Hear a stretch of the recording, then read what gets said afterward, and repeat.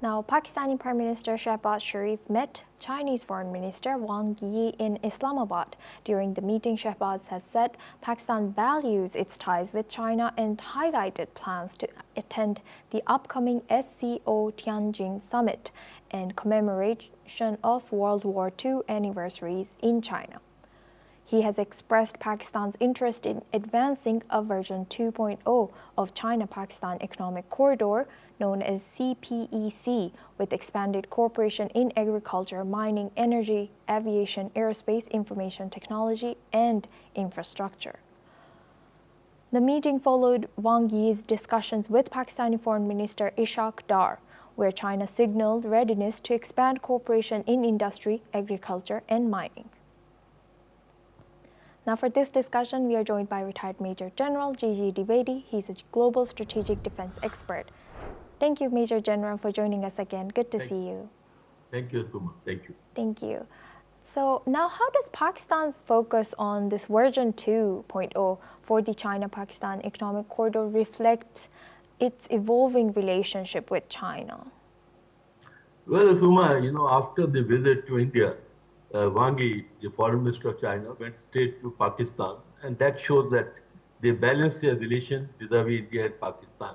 And China and Pakistan have a deep strategic partnership, and they call their relations, very intense, hard than mountains, sweeter than honey. So that is only the manifestation. That's why Wang Yi straight went from India to Pakistan. Now they discussed a couple of issues on this during the visit. First and foremost was, of course, the economic, because China and Pakistan, they have a trade of almost $23 billion. That shows that their trade relations are very strong. And they discussed the issues like how to enhance the agriculture, mining, and other related issues. The second issue was, rightly you brought out, is the CPEC, that is the China-Pakistan Economic Corridor, which is the signature Belt and Road Initiative project, personally supervised by President Xi Jinping. And Chinese have invested about $60 billion into Pakistan CPEC, and now they're looking at CPEC 2.0. That is how expanding the CPEC further. That is into Afghanistan. They did have the trilateral with Afghanistan, and they're looking at expanding the CPEC, ambit into Afghanistan. That will be CPEC 2.0. And also, the Shanghai Cooperation Organization, where Pakistan is a member, that issue was also discussed. And Prime Minister Shehbaz Sharif will be there to attend the SCO meeting on 31st August, 1st September, and also attend the Victory Parade of China, 1945, which is being commemorated. So all said that the relation between China and Pakistan is very strong.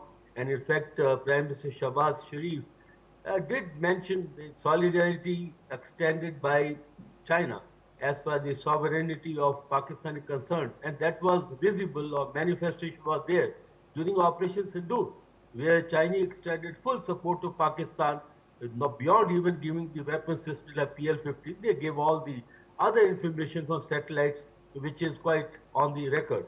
So suffice to say that Pakistan-China relationship are strategic in nature, and they are close allies, and Pakistan depends heavily on China economically, politically, and also from the security perspective. Asuma. And Major General, could now India consider pursuing its own strategic partnership or initiatives with China as well? Yes, India and China, of course, they are neighbors. They have certain tensions and problems, and I write extensively on this issue. The point is that India and Chinese relationship has been on the roller coaster. They have seen the very intense tension period in 1962, and thereafter the things did steady up, and 5 agreements were signed between 1993 and 2013. But all that went down the drain when People Liberation Army, they went in for intrusion in Eastern Ladakh in 2020, and incidentally, President Xi Jinping is also the chairman of Central Military Commission. Now, after the Kazan meeting last October, this both the countries are making effort to mend the relations, but the major problems are there. Those problems are primarily, as far as India is concerned, the border tension. The secondly is the Chinese approach on the international forum, which is not favorable to India. How China and Pakistan, we just discussed how their partnership is, in fact, a matter of concern for India, and how Chinese are making inroads into South Asia, be it Bangladesh, Nepal, Bhutan, all these are matter of concern. But yes, you are right that bilateral relations between India and China need to be managed. They may not be able to sort out the deep, intense problems. They may not be able to become actually the partners, but they can avoid becoming adversaries or hostile neighbors. And to that extent, the onus lies on China because the Chinese who have always broken the agreements, who have always, fell short on the trust. And that's why in 2020 summers, the relation really went nosedive because of the hostile, aggressive action of China. But nonetheless, the efforts on to how to manage the relations, how to bring down the tension, how to reduce the hostility, and how exactly at least working relationship can be established, if not the all-time partnership. And this is what I think the leaders of two countries are doing. And also, let's not forget that there is a change of geopolitics in the global arena, and especially the U.S.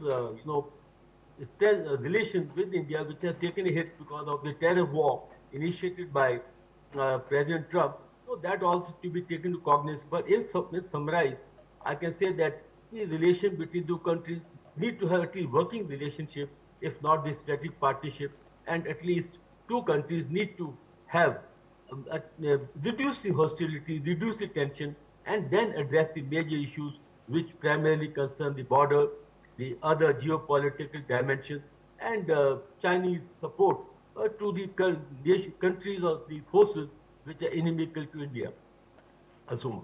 Thank you very much, Major General Gigi Dwivedi, for joining us and sharing your insight throughout this news. We will be covering this region as the relationship evolves. Thank you.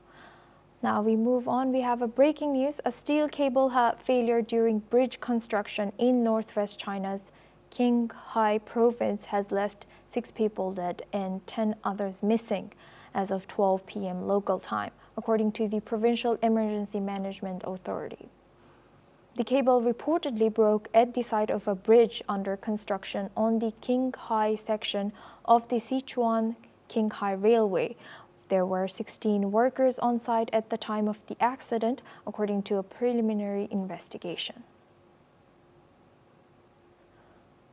Well, this is all we have time for. We will continue to bring you more news.